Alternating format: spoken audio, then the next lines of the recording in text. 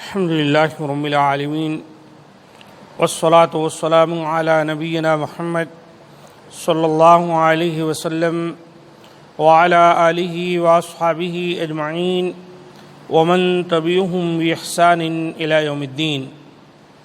قال الله عز وجل: أعوذ بالله السميع العليم من الشيطان الرجيم من همزه ونفخه ونفثه.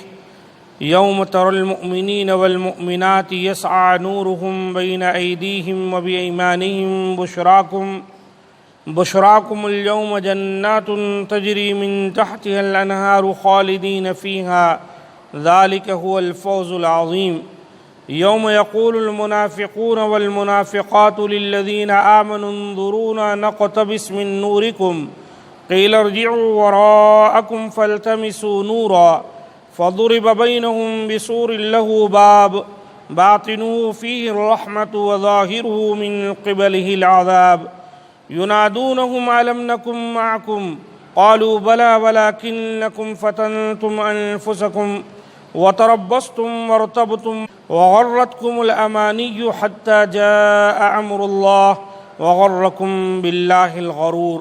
قیامت کے دن اے نبی صلی اللہ علیہ وسلم آپ دیکھیں گے کہ ایماندار مردوں اور عورتوں کا نور ان کے آگے آگے اور ان کے دائیں دوڑ رہا ہوگا. آج تمہیں ان جنتوں کی خوشخبری ہے جن کے نیچے نہریں جاری ہیں، جن میں ہمیشہ کی رہائش ہے. یہ ہے بڑی کامیابی. اس دن منافق مرد و عورت ایمانداروں سے کہیں گے کہ ہمارا انتظار تو کرو کہ ہم بھی تمہارے نور سے کچھ روشنی حاصل کر لیں. جواب دیا جائے گا کہ تم اپنے پیچھے لوٹ جاؤ اور روشنی تلاش کرو. پھر ان کے اور ان کے درمیان ایک دیوار حائل کر دی جائے گی جس میں دروازہ بھی ہوگا. اس کے اندرونی حصے میں رحمت ہوگی اور باہر کی طرف عذاب ہوگا. یہ چلا چلا کر ان سے کہیں گے کہ کیا ہم تمہارے ساتھ نہ تھے؟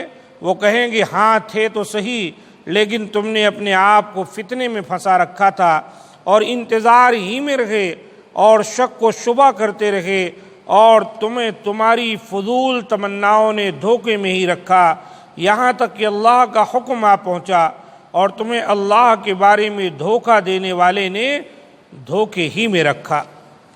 سورۃ الحدید آیت نمبر 12 تا 14. ان تینوں آیتوں میں اللہ رب العزت نے منافقین و مومنین کا ذکر کیا ہے کہ قیامت والے دن ان کا کیا حال ہوگا. فرمایا: یوم تری المؤمنین والمؤمنات یسعی نورہم بین ایدیہم وبایمانہم.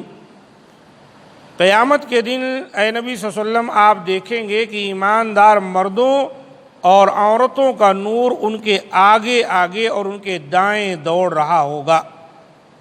یہ عرص محشر میں پل صراط میں ہوگا.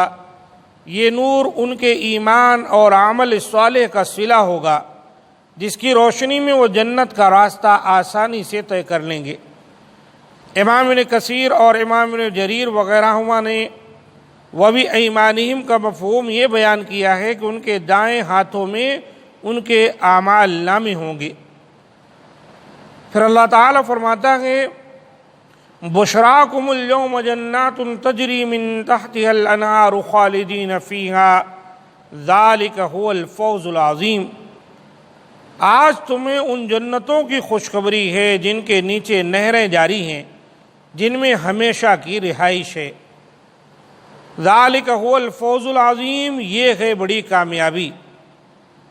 یہ وہ فرشتے کہیں گے جو ان کے استقبال اور پیشوائی کے لیے وہاں ہوں گے.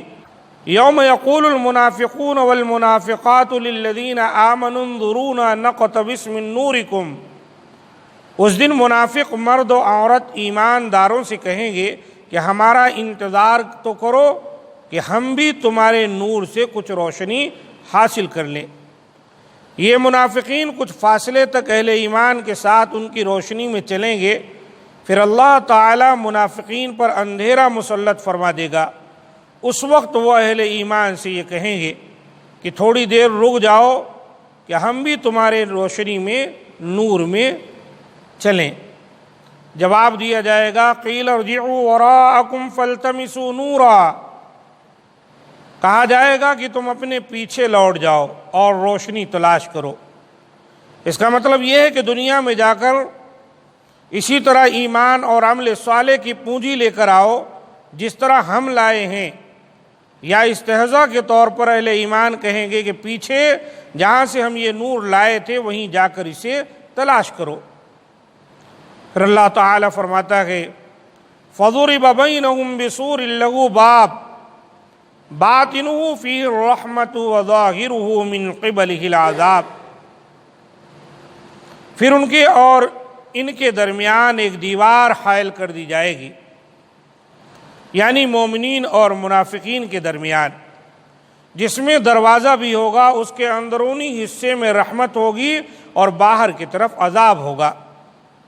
اس سے مراد جنت ہے جس میں اہل ایمان داخل ہو چکے ہوں گے، تو دیوار کے اندرونی حصے میں تو اللہ کی رحمت ہے جنت کی شکل میں، اور باہر کی طرف عذاب ہوگا، یہ وہ حصہ ہے جس میں جہنم ہوگی۔ جب یہ صورتحال منافقین کی ہو جائے گی، ینادونہم، یہ چلا چلا کر ان سے کہیں گے الم نکم معکم، کیا ہم تمہارے ساتھ نہ تھے؟ یعنی دیوار حائل ہونے پر منافقین مسلمانوں سے کہیں گے دنیا میں ہم تمہارے ساتھ نمازیں نہیں پڑھتے تھے اور جہاد وغیرہ میں حصہ نہیں لیتے تھے؟ یہ تمام چیزیں منافقین دکھاوے کے لیے کیا کرتے تھے۔ جواب دیں گے مومنین قالوا بلا ولکنکم فتنتم انفسکم وتربصتم وارتبتم وغرتکم الامانی حتی جاء امر اللہ وغرکم باللہ الغرور۔